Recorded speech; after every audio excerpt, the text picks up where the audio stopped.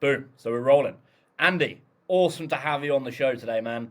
I spoke to you on we did your show, which was really fun. And then I instantly was thinking, shit, I need to speak to this guy and learn what's going on in the ads world, and so do other people. So I really appreciate you joining me on the call today, man, and joining the show. Thanks. Yeah, it's good to be here. Excited to have this conversation about ads and Yeah, whatever man. we wherever we want to take it. Yes. Yeah, ads, newsletters. It's a really growing area at the moment. Like I was speaking to Yaroslav last week, and we had like an Nice. hour and a half conversation about different newsletters, what they're doing, how to grow them, the creative, some of the dumbest mistakes that have happened, some of his mistakes, which were really interesting to learn from.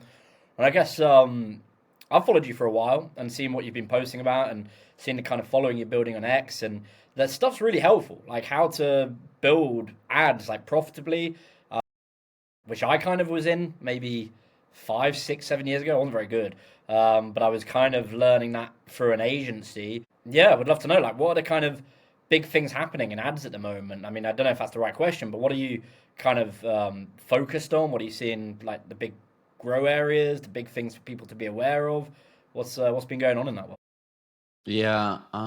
There's definitely a lot of AI tools, AI avatars. A lot of people are using a lot of script writing tools, research tools.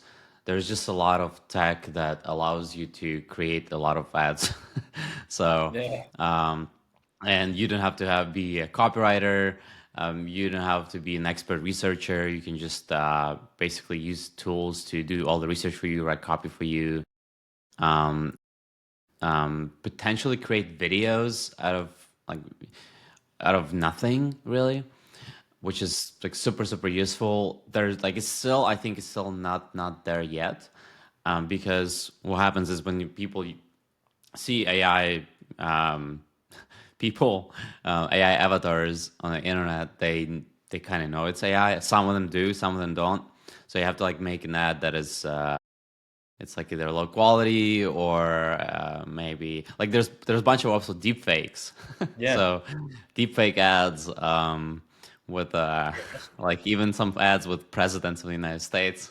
uh, And then pushing them through Meta and all the different social channels. Yeah, yeah, so that's funny. But no, yeah, so AI has just been really like changing a lot of things and also just changing how the algorithm works since yeah, it's like over the last 4 years, everything changed compared to what it used to be. yeah. What are some of the biggest changes you've seen? Like, I remember looking at it like how big lookalike audiences were when they first came out, and everyone Mm. was like losing their shit over it. Like, oh my god, they're amazing. And I saw your post the other week about, which really had me cracking up. It was the Professor Snape picture of them saying like when Meta plans new updates to your ad account or whatever, you're like, oh my god, all these things are going to happen. And I thought that might be the Yeah. case with like deep fakes and content tools and like what people can use for all the topics you're saying.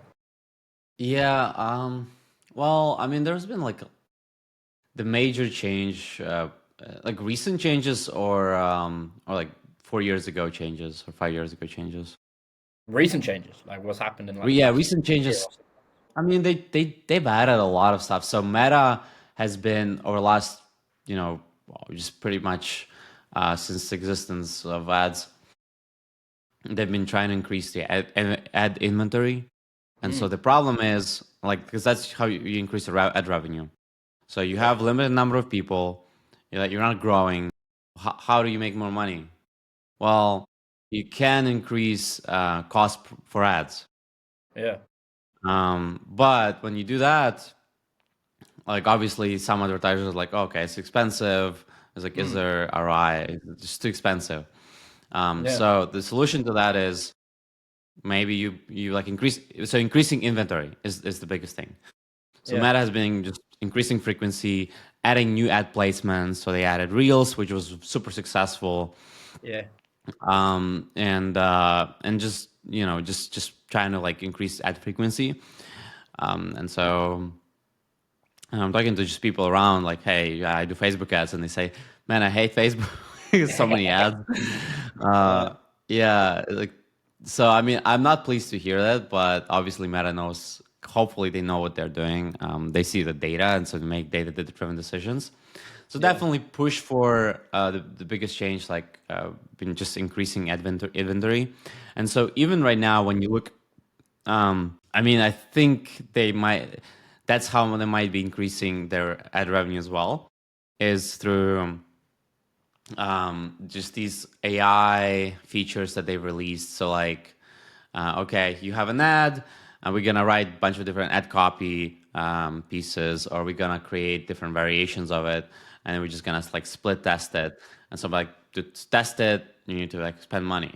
So, Yeah. Yeah. so maybe they can increase revenue that way, or like, hey, like let us spend money on all of these placements on all of these people.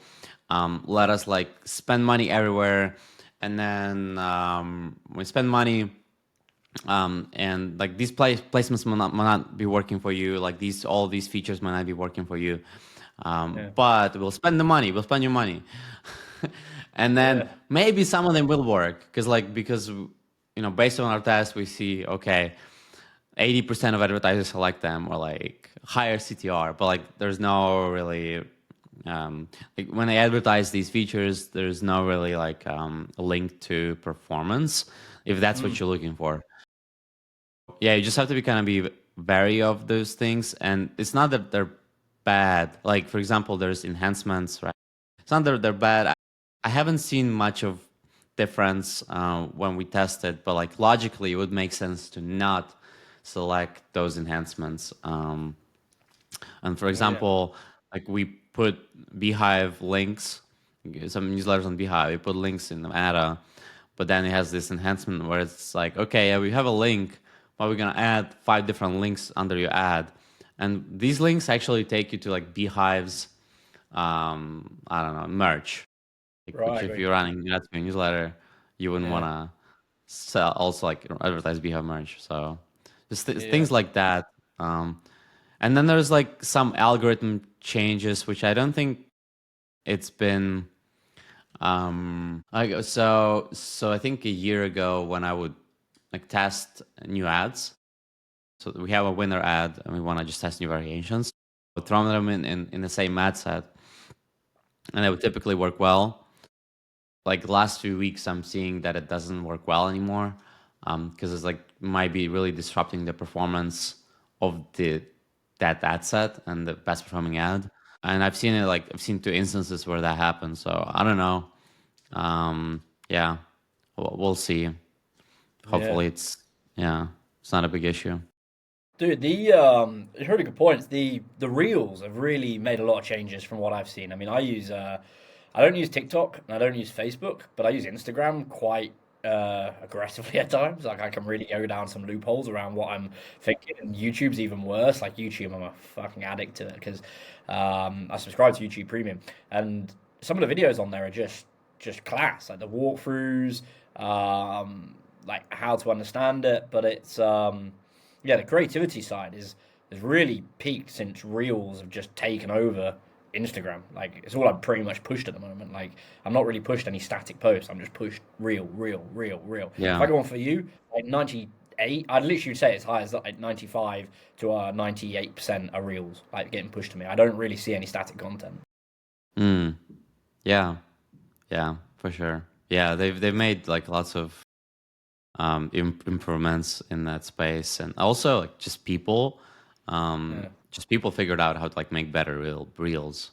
Like people yeah, figured out what works, so they just they make better content, yeah. And better ads and everything, which is or cool. like maybe not better content, but content you would watch. Yeah, I mean, there's a So lot of shit content out there still. yeah, exactly. Yeah, Some of the stuff I watch, I'm like, Jesus, but it's I know. different. Yeah, same. Yeah, yeah. What kind of what are you seeing with like newsletters and stuff? Because I notice a lot of the stuff that you push with ads is like you got a newsletter growth guide.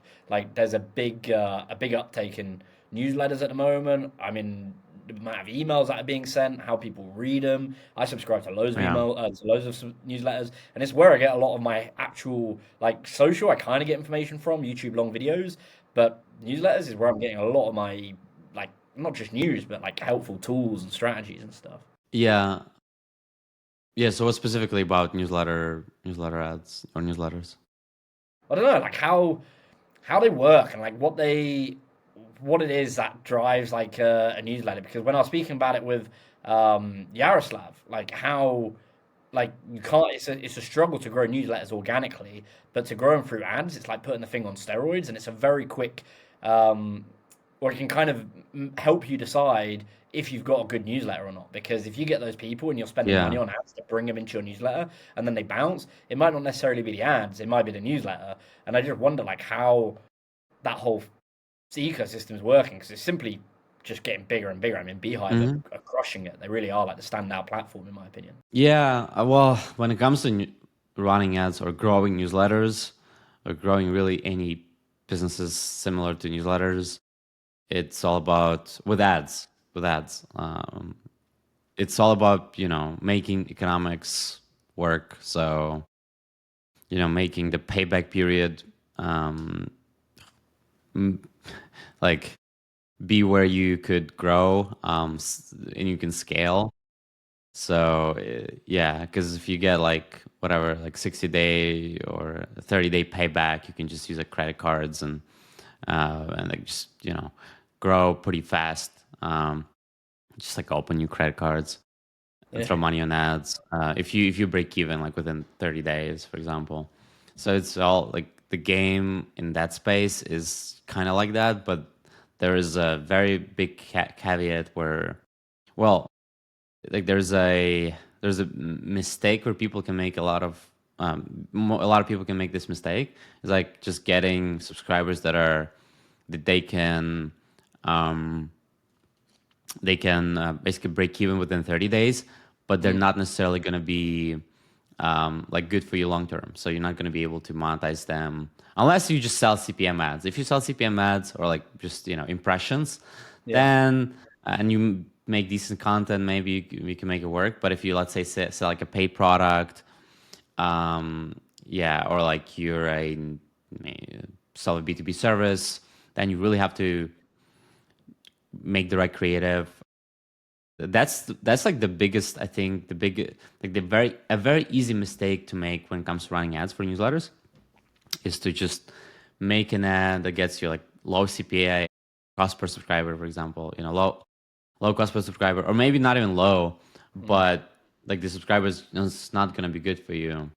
And yeah, so one way to see if it's a good subscriber is definitely, well, like what we've started doing is we started using clicks per subscriber. So like how many clicks the subscriber gets us within 7 days or like 30 days, yeah, and just kind of like measuring every cohort or like every channel we drive traffic from, and specifically verified clicks. So like not the bot clicks, but verified clicks. So Beehive has it, which is great. So that, and then also kind of tying back. So some like we typically work with newsletters under maybe like 300K subscribers, so like not big newsletters, and a lot of them monetize with their own products, their own like CPC ads. yeah, So we want to take it into account and see, okay, what's the ad CTR, yeah, then and then based on that, we can kind of calculate the payback of people that are clicking on the ads and how much we're paying for these people. mm, And then how else are we monetizing them? Like, is this a paid product, paid subscription? Maybe there's CPM. Maybe there's like website ads that are also CPM. yeah. Yeah. I hadn't thought about that, So Andy. Like, the amount of times I'm thinking, like, how much money there is to, like, how many different revenue routes there are that can be powered through ads is crazy. Like you were saying, referrals, products, service, CPM or CPC, and then there's others like Spark Loop. So when people sign up, like, you can make money off people, and like all these different options. I was just really kind of it really hit me. I was like, there I am, just focused on a CPC ad campaign. And it's like, why haven't I been doing all this? Why haven't I been finding referral partners? Why haven't I been finding all these different routes to monetization? Because one subscriber could potentially make you, hundreds of dollars potentially. yes, well, yeah, maybe 100. I mean, it's possible for sure. Yeah. Yeah, more like Um, $5 an yeah, hour. there's Yeah. There's like at least 17 ways, probably more, like 20 or 30 ways to monetize a newsletter. Yeah. And people just look at it as ads to start with, when really there's so much more. Yeah. How Yeah, but again, like it's mm, no, like go on. these, not all of them will work for you. Yeah, because like I think Spark Club is a really good way to start for people when they run ads because like it will help a lot. And then, um, you know, lead gen is a really good one, especially if you're like in a consumer that doesn't really work, so you have to be in like maybe professional prosumers, right? Or some sort of B2B where they would actually need leads, Yeah. or maybe consumer high ticket, where like you cannot do the CPA model, but you because that is high ticket, that requires some sales, that requires some nurturing, or the company is just like so big they just want really top of the funnel traffic and they just want leads. So yeah, there's like a lot of companies are doing, or like some of the newsletters are doing that. Like when somebody subscribes to a newsletter, you walk them through this bunch of steps, and one of the steps is, "Hey, this might be useful for you. Like, get this free lead magnet," and Yeah. then they get it. And, they're in like their ecosystem, yeah, Yeah. I saw someone. and they pay you per lead. Yeah, I was seeing someone that was making like they're making really good money, and all they do is sell PDFs, and they just drive traffic and drive ads to those PDFs, and they're very like time sensitive, Andy. So like really like within a month cycle, and they're just making bank off the like small buys as well. I think you can buy them for like $10 or something, and it's like it's really helpful information, and like you start getting like I think they're getting like 10,000 sales a month. It's like that's some good money just off like one piece of content that you're just cycling ads to. It's and you can kind of follow that strategy every time. So it's fascinating how people are making like little side hustles and decent money just off basic one product. Really, it's crazy. Yeah, yeah. Selling Yeah, PDFs is, I mean, I've done quite a bit of that. Yeah, yeah, it works with well. that. Yeah. Yeah. Nice. What kind of ads do you see work well? Like is it more driven towards like a certain industry, or is it more like educational, or is it more um I mean, I've got loads of different questions about it, but just generally, is it one and I don't even know if that's the way of like measuring it, Andy. Like performing well can mean different things depending on who you're trying to Yeah. target. Like you said, the top of funnel kind of brand awareness compared to lead generation by an e-commerce product. Yes, exactly. Yeah.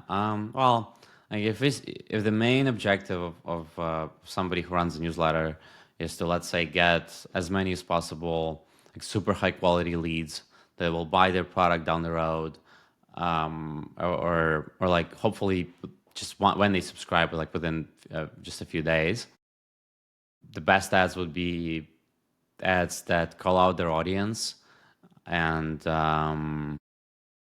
actually, the best ads would be that sell something, like Yeah. sell their own product. If you can make it work, that would be like ideal. Like selling PDFs, but that's like not super scalable if you want to grow a newsletter, because you would get a lot of buyers, but there's only so many buyers.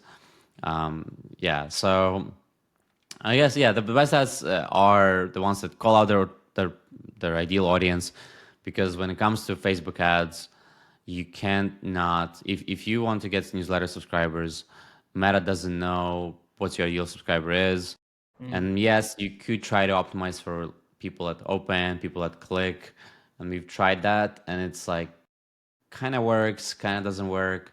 So you still have to just talk to your ideal audience, and yeah, just mention them, call them out in a hook. Yeah, maybe use like industry specific lingo that only know they would know of. You can use some, if it's like a video ad, you can use visual hooks showing the environment that they're familiar with.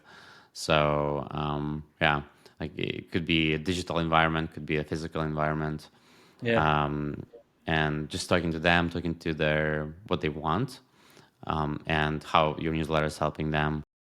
and just selling specifically that. Because if they subscribe for the reason, um, you know, for the reason that your newsletter is actually is created for like to solve their problem, Mm. um, then they would most likely be super engaged, stay long.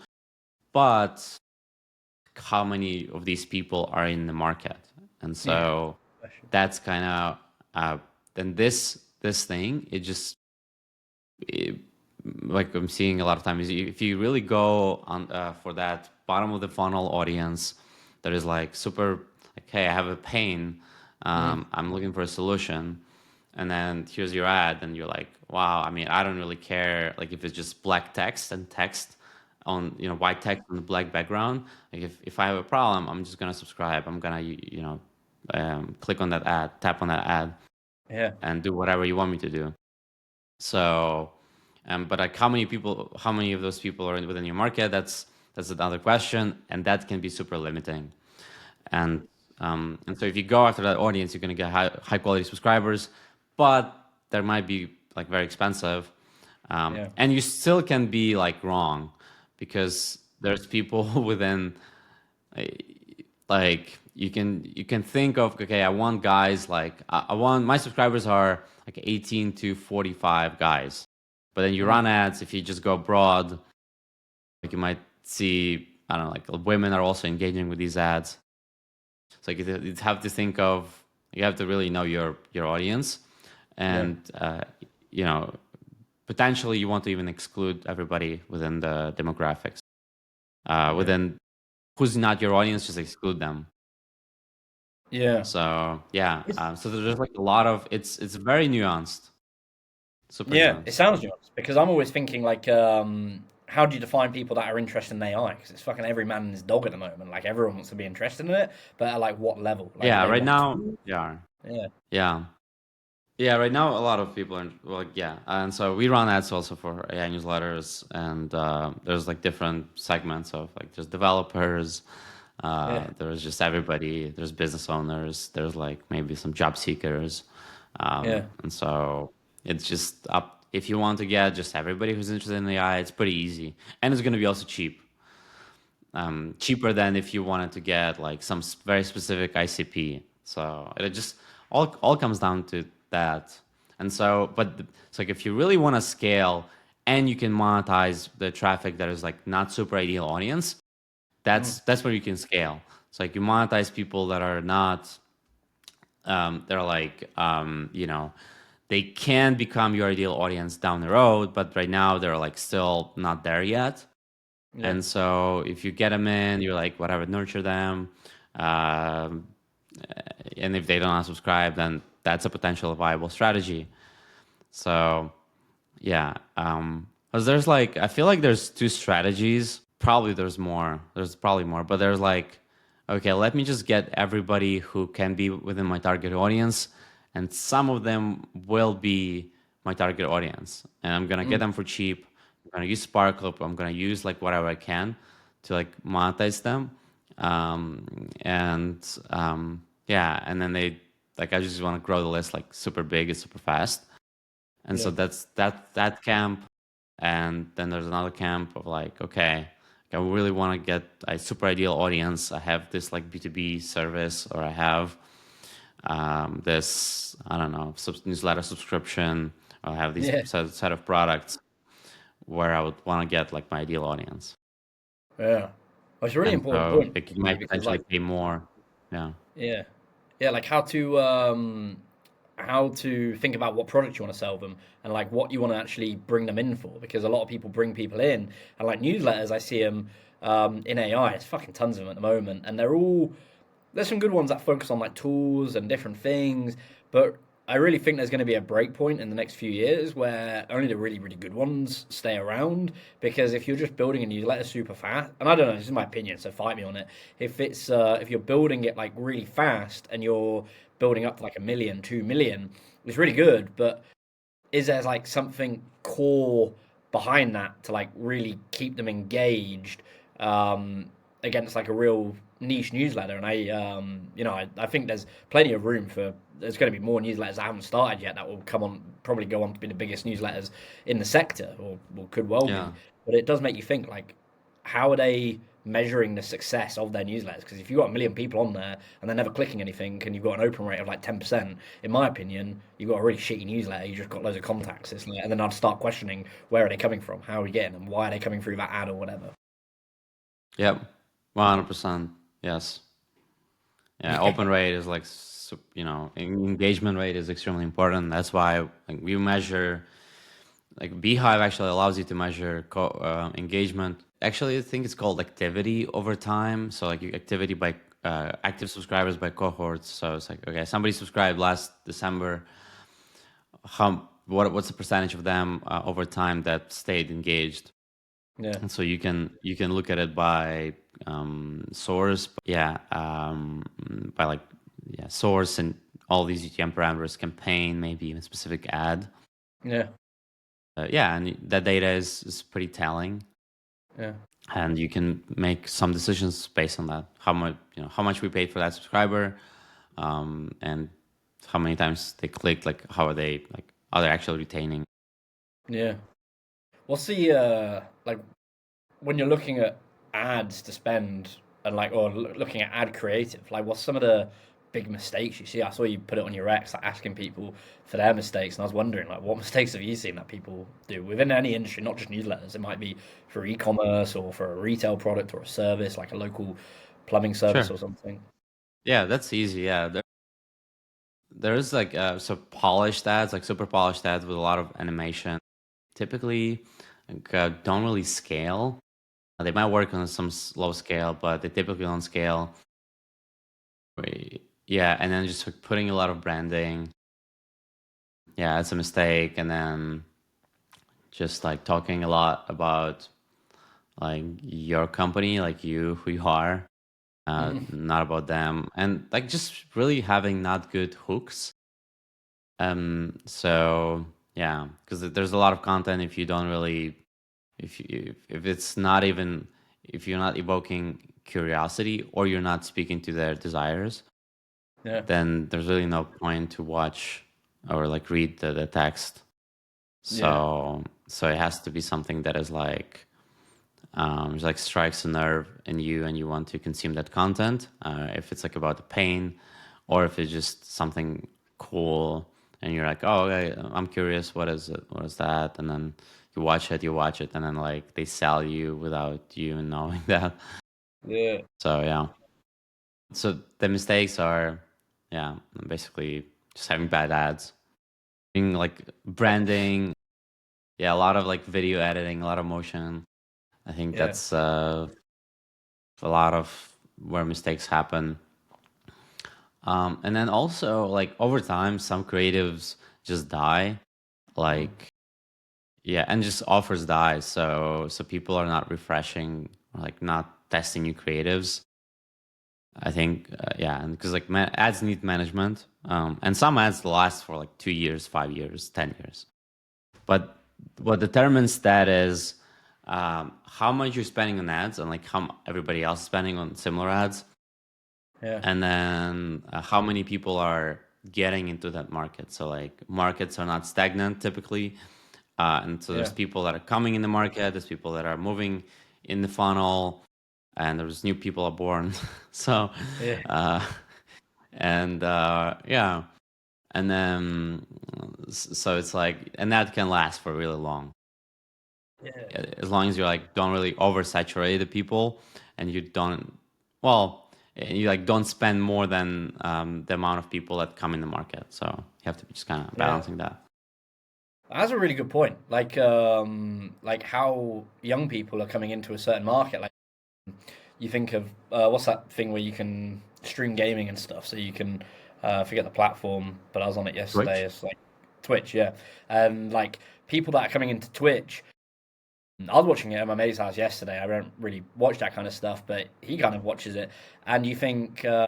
Or think about like certain products. Like there's new people that are finding about that business or that area or having that interest for the first time. Like they've just got their first PS5 or they've just got their first laptop. Like it's the same story you need to tell them, like what the opportunity is, what it is. And like you're saying, like you can just relay that to the new batch of like 17-year-olds or whatever age it is. Maybe it's 40-year-olds. Like some products you don't use till you're older. And you can just keep reiterating like Yeah. a slightly different creative, but I guess those are like the kind of sweet spots because you've just got it in your inventory and you can just be like, right, just change the messaging slightly for this target area, and boom, we know exactly, or we've got a very good estimate of what our CPA is going to be, how much budget we need to put on each ad group. Yeah, I hadn't thought about that before. Yeah, exactly. Yeah. Yeah, I wouldn't say like messaging might be just staying constant for a really long time. And like if it's like a market where there's a lot of people coming in, so for example, like wedding market where people like okay get married and new people come in, or like babies market, you Yeah, just keep the same ad, the same everything. Maybe some like trends change, but that's the only thing really. So that's an example of a market that is changing. And then I was gonna say that there was some. Oh, so one interesting thing. So we run ads for a local newsletter. So we've like there's 900,000 people in the city, for example, right? So a million is in people, and we've reached 300,000, and our ads just like died. Like CPA went up, and so easy solution. You just keep the same text, keep the same everything. You just change the background of the ad, or like change the way you present the ad. Same messaging, and it will work. Like the CPA will go down because people that have seen that previous ad and they did not subscribe, for example, like yeah, this, maybe they forgot about the ad, but like just a visual, different visual might catch their attention, and they're like, okay, yeah. yeah, Um, and again, the different messaging as well is important, right? So like there's different groups of people, so you can run different messages for those people if you want them on your list, of course. Like if you want everybody in your area, for example, like yeah, running local newsletter. So like some people might want events, some people want like music events, some people want, like just food. Some people want like free things to do. Some people mm, want some dog specific things, or like kid specific things. So you can just create different campaigns and just get yeah, those people in. And then your newsletter will have maybe like groups of that cater to all of these groups of yeah. people. It's crazy, like how you can, well, not crazy, but super interesting how you can create newsletters off really specific niches. I was seeing one yesterday, and I connected with a guy, and I saw Tyler from Beehive, which I think he's awesome in like really evangelizing his users, like really makes them stand out. Really, everything from like giving the person a follow to amplifying their messages. It's really powerful, but it got me across one of the newsletters on there, and all they do is talk about 90s nostalgia. And I was like, I would never thought that kind of newsletter could be successful. And it's got like 100,000 subscribers. And I was like, what the fuck? Like 100,000 people with like a 45% open rate or something. So that's like 45,000 people on a regular weekly basis just reading. I haven't read it yet, I've subscribed to it, but just reading about, I don't know, nostalgia shit. It's like, and they're making money off it. It's crazy. Like, Yeah. I would never thought that stuff. Yeah, yeah, we've seen some. We work with some e-commerce products that have worked really well because people people are nostalgic about their childhood, or some good times, like good old times, and so those products associate. They just give them good emotion, Yeah, and they bring back those good memories, and so they will like buy them for sure. yeah, it's pretty different. What's like, what's your view or what's your opinion on when you see newsletters? Because I was speaking to this the other week. Ones that do weekly newsletters, like once a week. Like there's a guy called Lenny's Yeah, newsletter. It's awesome. It's sure. all about like product management. Do you follow it? Mm. Here and there, yeah, not that much these days. Yeah, and I'm wondering, like, what do you think, like, the differences between one that's like firing 5, 6, 7 days a week compared to one that's firing once a week? Because I'm seeing the ones that fire once a week. being much more successful than the ones that are firing every day, like coming into your inbox every day. Like I think there's a very small niche like the Hustle or Morning Brew that can do that super well because they're much more across this. Like they cover everything. Like one day I'll be reading about Yeah. finance, the next I'll be reading about some world event, the next I'll be reading about a discount that's on. Yeah, I mean, obviously, those that do daily, they want to like uh, they, they want to just like increase their inventory. So whether it's placing other ads or trying to sell their own product or both. So and that typically works better than if you just do weekly because you just have Yeah, more admin inventory. And yes, your churn will increase, and yes, your open rate will decrease, go down, and maybe click through rate will go down. But overall, like you should still make more money if you're just selling ads. If you it's a daily newsletter, but then the downside to that is again the churn, and yeah, the other downside is it's hard to keep the quality up. Um, up to the standards. And if you do like a B2B newsletter, maybe there's not much you can write every day on yeah, things. So Lenny maybe could do like a weekly newsletter where he is like super high quality and you actually build trust, but maybe your primary channel of monetization would be maybe subscriptions or like just really big advertisers where it's still or like a community. I think it has a community, right? So where that would just make sense. Yeah, so that's my thoughts. And there's no right or wrong way, just yeah, like different ways to achieve the same goal or yeah, like grow a newsletter, achieve certain revenue or profit threshold. yeah, But yeah, just different models. And I've seen mostly it's B2B that do less content because again, it's just the quality has to be there. So if it's like a news, maybe. But if it's something where you have to spend 5 hours a week, you can still spread it out maybe by different newsletters, or you can just like make a longer newsletter. There's like a deep dive. yeah, So yeah, but consumer newsletters or prosumer newsletters, they're typically just daily because they yeah, run ads and they have to survive. yeah. Well, it's a really good way of thinking about it because I always think like I get annoyed how people try and put a right or wrong like analysis on something. I'm like, there's fucking a million ways to run these things. Like, how can you have a yes or no to what works or what doesn't? It really depends on all sorts of Yeah, variations. Like some newsletters, like you're saying, or some ads, they'll have a very small niche target group, but they have a massive spend. Like I've seen it through my dad's business. Like some of his customers will come in and spend literally £1,000. He'd never met them before. Like they'll just come in, spend it, and they'll be mm. £1,000 customers, if not more. Like What kind of business is sometimes that? I will. Retail. So he's in retail for like smart menswear, and it's fascinating to see because some people will come in obviously and spend 50 quid, buy a new shirt, 45 quid, but other people will want a full suit, the shirt, the trousers, everything, like custom fitting. And you think like I've been trying to knock on his door, like, dude, you need to be running ads. Like it's a gold mine waiting for you. So Yeah, for sure. Yeah, a lot of it is just very, yeah, like multifaceted. There's a lot of ways to do things. The same thing. yeah. Do you remember the first ad you ever made? No, I don't remember. Yeah, Like putting it together, thinking this is the there's first been time we're so going many. meta ads. Uh, Yeah, no, it's a good question. I wish I remember. Yeah, I wish I like remembered it, printed out, put in the face, put it on like a wall. But no, like yeah, the reality is, yeah, my first ad. Yeah, like make Twitter posts like this was my first ad. How bad is that? yeah, Yeah, no, it's just like the reality is like most of the ads we make, and that's why we kind of focus on speed a lot. Unless we work with some clients that are like super picky and they want like branding just because that's what they want.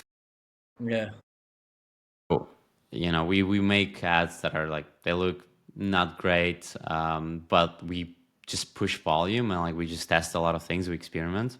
And so I mean they do look decent, but like we'd rather like not put a lot of effects in the video or like different animations and just make more videos and test them because we know that 95% of those ads will fail. Well, like probably 90% of those ads will never spend like $1, and it's just how it works. So yeah, I mean, like you could like force ad spend, but it's not a good idea as always, often. Why Yeah, not? yeah. How Because I come? feel like because what we do, we put like a few ads in the ad set. Could be like two, could be six. Sometimes we put like 10, 20. Yeah, But typically like 3 to 6. And so if we like Meta has a predictive Meta reads the ad copy, the algorithm, right?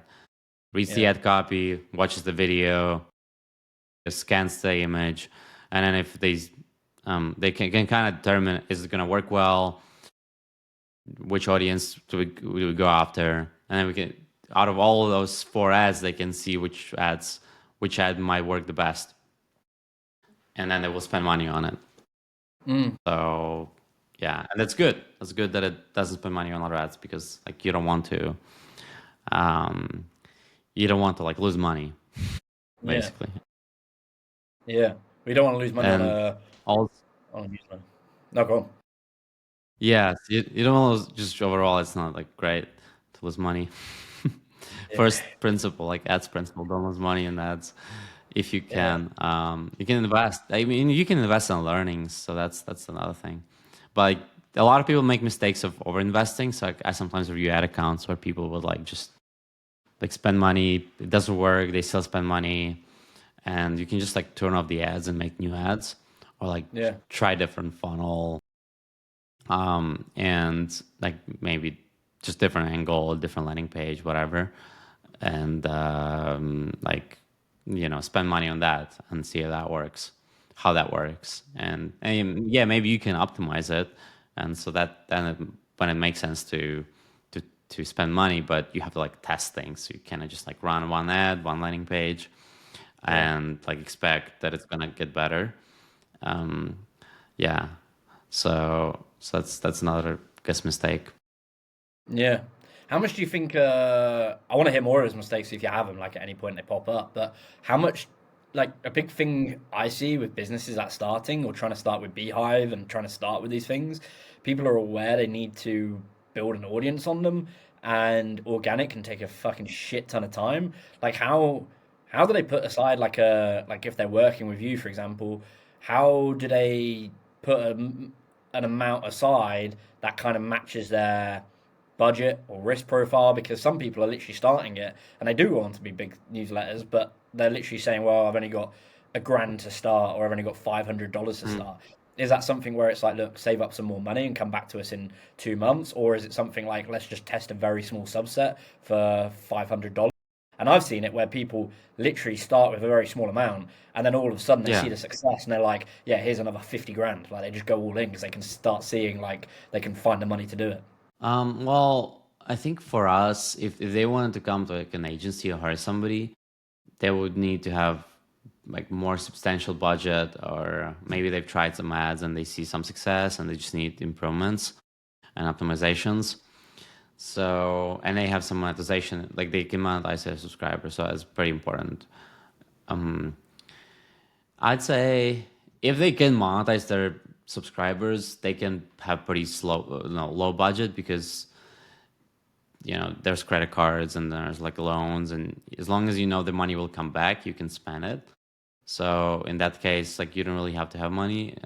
But most people, or like most creators, where they don't really have like that monetization in place, and there's a lot to be figured out. Like I'd say they need some money for experimentation and just like knowing, okay, this is like probably gonna fail, but like if we spend 3 to 6 months working on it, we can get it to where it works. So I'd say at least like three. Well, if they want to hire like an agency, like at least 3K per month on ads.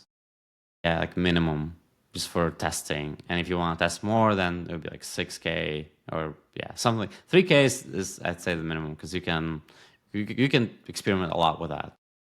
Yeah, 3 grand. And yeah, I mean you can, or they can just run ads themselves and spend $10 a day, and it can still work. I'd Yeah, say if it's like a B2B or small niche, $10 might be like too like low, so they can spend like 50 maybe or something. But if it's a prosumer or consumer newsletter, yeah, $10 a day. You Yeah, can start with that. Just run ads, yeah, yeah. that's crazy to think And like. you can use, yeah, you can use like AI tools as well. Like you can use whatever, Claude, GPT, and we use them too. Like we don't rely on them, but like they help with ideation and also just creating new variations of things. They help a lot, and research, and it just, yeah, it's super useful and speeds up things quite a bit. And that's why we can create more ads. Yeah, but Yeah, like you can basically use AI. You can use you can use Claude or ChatGPT or in Grok to help you write copy, and then you can uh, get this app like Gamma yeah, I've period seen it. app. Yeah, yeah, Yeah, and then create image ads out of it. It's not expensive even, but you can generate new images, yeah, and yeah, can run those as ads, and you don't even have to like design anything. And it's good with text too. yeah. So That's yeah. crazy. That's so cool. How long did it take you, Andy, to get like used to using AI tools? Because I feel like some people have a real like fence to jump because they don't want to use it for whatever reason, and then all of a Mm, sudden, I struggled to use it for the first few months because it's just not built into my head to think, oh, I'll go ask ChatGPT or I'll go ask Claude. But now it's almost like I yeah. need a separate screen, and I saw one of my developers, not one of our developers, but someone I know who's a really good developer. He's got like literally a monitor down the side, and all it's used for is two different large language models, and they're both for two different tasks. Like one more admin in general, one's like for coding and specific. And he's just got this big fucking 30-inch screen or however much it is, like adjacent, and he just like runs everything through it. I was like, that's crazy. Like, but I'm using it like every day now. Yeah, how long it took me? I think I started using it pretty early. Mm. So, well, I don't know when GPT-3 came out. Like, I don't know, when was that? Maybe not pretty early, but like I think when GPT-3 came out, that's when I started, and it was pretty. I think it was pretty shitty when it all came out first, and then you just had to like be really good at prompting. These days, you don't have to be even good at prompting. You can just like talk to it as a human, and it Yeah, will get you. So, but yeah, I'm using like AI a lot, yeah, and it's funny. I saw a Twitter post where somebody asked like a Stanford student a question and they couldn't answer it, and they were like, "Oh my God, like why can you answer this?" I'm like, "Oh well, I don't have like AI or something." um, yeah, it helps me. Like AI helps me so much with math problems, or like design, website design, and what is it? The coding is just like so tremendously helpful. Like if I want to create an app or like a web app, it's just so useful. yeah. Just to build it. Do you have like have you got to the stage where you've got like a preferred model to use specifically for like copy or like you were saying, it's not a model, but with the Gamma app, use it for images. Like I always use Perplexity, so I've got Perplexity Pro, and it's great, but I can't. ChatGPT's actually crashed on me. If you like, it hasn't crashed, but like the other day I was trying to Mm, ask it a question, it just wouldn't load, and I was like, "What the fuck? Like, just load!" Like I'm asking you a very yeah. basic question. So Y- Yeah, I like Claude. I like Claude for copywriting, for coding. And then I use Grok as well, just like for general things. Sometimes I use like all of them just to see what the output is. And yeah, I think just like, if it's using all of them is a interesting idea. I think just kind of seeing what it spits out. But Claude is good for for development for sure. yeah, it's funny the kind of stuff I ask it and how many people I know that are really good developers and coders, and they're just using it at such a ridiculous rate to do everything because it just like you can do all the funny things from making pictures and turning people bold to doing all this random shit, but then it can actually I don't think the design is really there. Like you should check him out, Chris Branch. He runs Seedly and Creative Eyes, and he all they do is like they work with like brands like Coca Cola and stuff, and all they do is just make AI art, and their LinkedIn is crazy. Like it's just some of the things they come up with. I'm like, how the hell did you prompt that? Like, how did you? Like, it's so. I'll send you some after this, and it blows my mind. And you think, yeah, and how people use it like for emails now. They're like make it more professional, and you read something, you're like, this isn't you. Like, I know this isn't you, dude. Yeah, Uh, 100%. Yeah, I feel like that is like writing is where you shouldn't be using because you want to sound like human and you want to yeah. say, and that's what I'm trying to do, like more and more, just like sound more like human Mm. when in writing. Yeah, like this guy, I think I forgot. I saw a post on Twitter and somebody said like there's a difference between haha and like ha ha ha ha. Yeah. How Yeah, so you should enthusiastic use someone. like ha ha ha in your writing because that is just more human and it's like it shows that you're actually like laughing and stuff. Is it the same Yeah. in like America, like or in your groups? Whenever I put lol, it's like all of a sudden turned into like um, what do you call it? Like I'm not saying it because I'm laughing out loud. It's just like all right, lol. It's almost like you're laughing at the like it's not me laughing. It's me basically taking the piss out of the situation, and it's basically means it's not funny. It's like all right, Yes. Yeah. lol. Same. Yeah. Like LOL. Yeah. Yeah, LOL. yeah. Like acknowledging. Yeah. It's kind of funny. I'm not laughing, but like it's a yeah. I said that to my friends. I was like, whenever I put something, it's always ha ha ha now instead of lol, and Yeah. it's different. It's different. So Wow. what are you focused on like through the next few months? Because I saw like with the local newsletter that you mentioned with San Francisco, you reached like 900,000 people with a 10K ad budget, which just sounds insane. Like, how do you do that? 10,000, but like we had like 2x frequencies. We reached them twice or something like that. Yeah, that's just Yeah, I mean, focusing. There's like a lot of things we're working on right now, and certainly helping. Having a team helps. So we help clients grow their newsletters with ads, but we have obviously limited time. yeah, So there's only so many clients we can work with, and there's only so many newsletters we can work with. So I have people helping on the writing side, on the monetization side, and so I think right now I'm focusing a lot on still on ads, yeah, but more of on like how do we make more money from the subscribers we get in, and that helps also our clients because I can like send them, hey, check this, check this out. mm.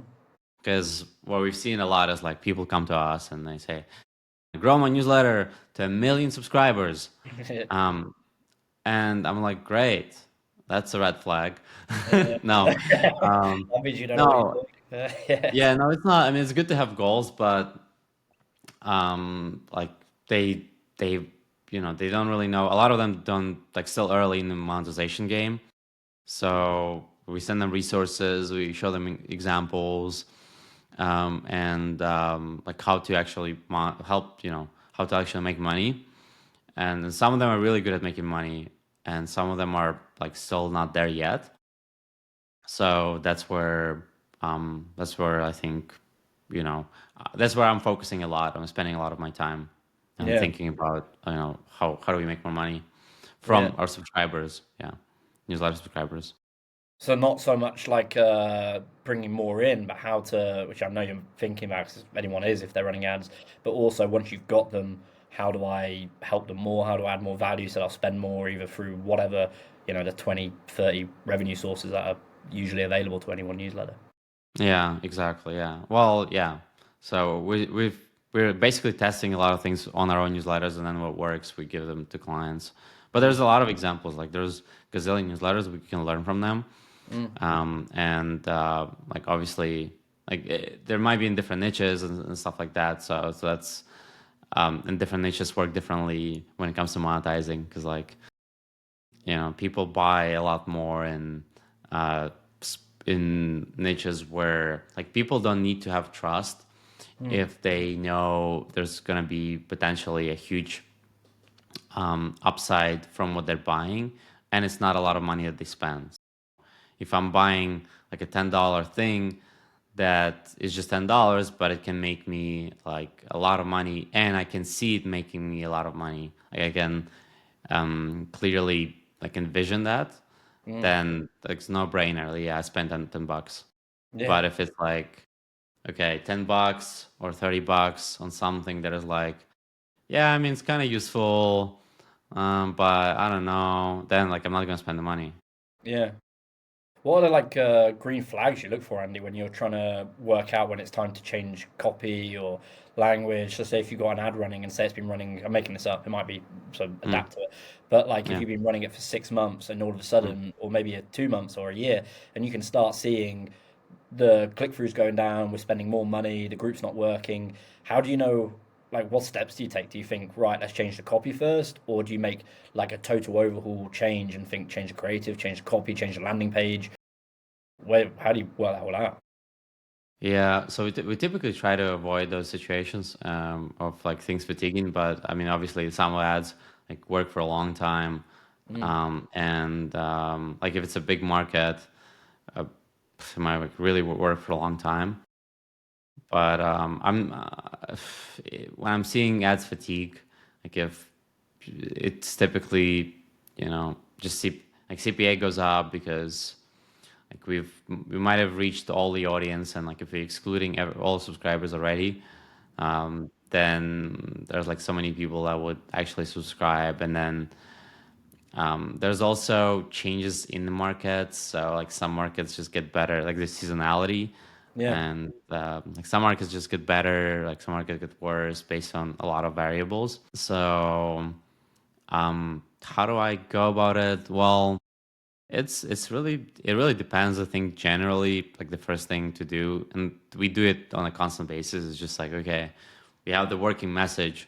Is it still working? If it's working, let's just try different ways to deliver that message. So it yeah, means different creative ways to deliver. It could be like a different video ad. It could be a UGC ad. It could be a carousel ad. It could be an image ad. It could be same ad but like different background. Same ad but different hook. Same right, ad but different visual hook, and we maybe change the way we use the text-based hook. So like we just like, slightly change the first sentence of the text or the video yeah, script. So if the message is working, if the message is not working, okay, how do we? Or actually, also one way is to tie the current events to an ad. So like, mm. Like um, trending topics and like trending news and stuff. yeah, Yeah, or like that could be even be adding 2025 to the headline or something. It's like got you. changing the year. That could be potentially can help things, but I mean, there's like world events, right? So with AI, like invention of AI, or like this, I guess, increased usage of AI, like you can make a lot of ads. It's like, okay, starting with AI, like something like with the advent of AI, blah, blah, blah, blah, blah, blah, blah, blah, blah, Mm. blah, blah, blah, blah, that you lose your job. Buy my course, become a millionaire. That's that helpful, but typically it's visual element. And yeah, if like the offer is dead, like yeah, it really depends. Like sometimes it's just like the offer is dead, like people don't want it because there's better solutions on the market. So maybe it's not so much about newsletters, but like products. So how can you reposition that product as a better alternative? Or maybe you can go after a different market and sell like a different feature of that product or different benefit of that product to that the same market. Yeah, because the same So person might want like 10 different alternatives. They might buy 10 different products. yeah, because like you have a lot of times you have a newsletter or any product, it can solve different problem for different people Yeah, and or the same people. So, but you typically want to just kind of keep it on one problem. Maybe you can mention sprinkle some in, but you want to just keep the main thing of the main pain point or like the main message, because yeah, people can only remember so much. And out of the things that I've told here on this podcast, there's a lot of things to remember. So yeah. uh, yeah. No, it's great. Um, It's really helpful, Andy. Like how to look at it. I've got a few more questions, but like how how when you look at ads that work compared to others, like do things like location come into it, like where you're targeting? So say if you're targeting for Europe compared to America. what do you have to take into consideration, or is it kind of the same across the board? Is it not the right way to look at it? Yeah, there's language. You want to target people that if you're running S for newsletters, you Mm. want to. So in the US, we always target English speakers. Mm. If it's some different country or like you're targeting Mexicans in the US, you might want to change that language to like Spanish or something. Mm. And we don't really run ads in Europe. We only run ads in the US for newsletters these days. But last time I ran ads, like I think the subscribers in other countries, from what I know, subscribers in other countries have a lower open rate than in the US because in the US people are just conditioned to read newsletters. Mm. I didn't know that. So yeah, I mean language, and I think also you have to think of how am I able to monetize these people from all these countries. If I'm Yeah. gonna sell ads, my advertisers want only US subscribers, then I have other subscribers like Yeah. I have to think you have to think about that as well. Yeah. Because I was thinking, like, if you target someone, like how people always compare New York and Los Angeles to the rest of USA, like they say they're just built for work and they're built for like long hours and they just think about the world differently compared to someone in like Austin or I don't know, like a different part. And obviously in San Francisco, all I hear about San Francisco, I've never been there, I'd love to go, is obviously it's the home of Silicon Valley where everyone's just super tech focused and tech orientated and startup focused and just really looking at innovations compared to I don't know, some random city like Yes, Minneapolis or something where they've got a completely different agenda. yes, 100%. Yes. There's differences, like cultural differences, and like some businesses might work in San Francisco, Mm. they will not work in, let's say, New York. Yeah, they've got a completely different view on the world. Yeah, Yeah. How are you finding living in San Francisco at the moment? it's great. There's a lot of cool people. A lot of, I yeah. see you going to a lot of events and stuff, like a lot of tech events and roundup things which look fun. Yes, yeah. I've done quite a bit of that. Not these days that much. Yeah, just kind of have like my own friends and work. Yeah, a lot of Yeah. work and just gym. So yeah, just do that. Reading. Yeah. What was the last bit? Just like so reading. That was the last bit was reading. So I just have my routine, work, like Yeah. maybe some socializing, and then gym, and that's pretty much it. Yeah, nice. Have you read anything good recently? Like any good books that are going or that you're getting through at the moment? I like the I guess I like the Ego is the Enemy. Is pretty interesting book. Yeah, Ryan Holiday. Yeah. I have a lot of books like on my reading list, but that was the most recent one that I read and I liked it. Yeah. Yeah. Do you think you'll ever release like an ads playbook, like how to do the best performing ads? Release it as like a PDF or because you share quite a bit on your X with like asking Mhm. for it, like if people comment or whatever, you send them videos and stuff. Yeah, I guess so. Yeah, at some point I will. I have it. I have something right now like that, but it's. I think it needs some improvements because I haven't updated it in maybe 3 months. So, Yeah. and there's a lot to update on. Yeah, there's a lot happening. Do you think Yeah. um do you think pandemic and things like the way we've all moved digital is and like the shift to going back into work has that changed like how ads work and how they do things or is it I'm not saying those are the two trends but like everyone's on their phone fucking more than anything today. I think it was the average American person uses their phone. I was listening to this earlier with Chris Williamson, uses their phone 8 hours a day or has screen time of 8 hours a day, and the average US person sleeps 6.5 hours a day. I was like, that's crazy. Like they're in Damn. sleep You deficit. wanna you wanna do something funny like fun? Let's check our screen time. Yeah, I wonder why it is. I had it come up the other day, earlier today. Where you go to settings. Yeah, where is it? Screen time. There you go. Yeah, you just okay. Oof. Well, this But week it's not good, oh my Andy. God. I'm like very close to being an average American last week. Actually, Yeah, how do yeah, the I? previous week as well. Okay, Yeah. mine is 7 hours Well, daily average, I guess. This is daily average? Yeah, daily average. yeah. Well, today alone, I'm on 3.5 hours, 3 hours 26 minutes. and I've been speaking to you for an hour and 5 minutes. So I'm that's not more, good. I'm 4 hours today. I don't know. Maybe it's wrong. Yeah, but it says 4 hours. Yeah, I'll say it's wrong. I'm down 75% from last week, which is interesting. But last Like week, actually, a lot of it is YouTube and Google Maps. So if I'm driving and it's like I have YouTube on, that might be it. But I guess that's like 3 hours plus sometimes. Just like yeah, driving or YouTube. was mine. Mine's like 7 hours, 48 minutes. So Yeah, that's pretty crazy. We're pretty close, but yeah, pretty close. mine's all you Chrome, Outlook, LinkedIn. It's weird, like how we're like adapting to like all this kind of social like change, and I don't know. It kind of scares me a little bit, like how much we're relying on digital and how much we're Yeah, not like looking at things. But it's just so fucking addictive. Like it's where all things get done. Like it's hard to do all that kind of those wellness books like essentialism and all that kind of stuff. It's like, well, there's a lot of fun shit to look at on the screens. exactly. Yeah, there's a lot of fun shit. A lot of fun ads. No, that's good. Well, listen, Andy, I really appreciate you joining, man. Is there anything you want to finish off on? Anything we haven't touched on, like newsletters and ads? That's what's going on in your world at the moment. No, I think we've covered everything. Thank you so much for having me on, Tom. It's been a pleasure. Yeah, And yeah, I'm looking forward to the next one. yeah, Maybe we can do one like next year or something. yeah. I'd love to have you on again. I mean, I keep talking to you, but I'm conscious of your time. And where can people find you? You can go on. You're mainly on X, right?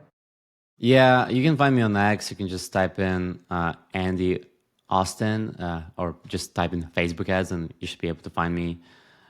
Or you can look up adsora.com, um, adsora.com, and that's our company. Yeah, awesome. Well, I'll be sure and tag everything when we release it. And yeah, I really appreciate you taking the time today to join. And it's a lot of fun. And it's like I said, you and Yaroslav are the two kind of key people. There's a few others as well, but I'm just learning so much from you guys, which is why I wanted to have you guys on. Maybe we'll do one the three of us. That'd be a lot of fun. Like see how we bounce off each other. Yeah, appreciate your time, Andy, and looking forward to doing it again. Thanks. Have a good one. See you.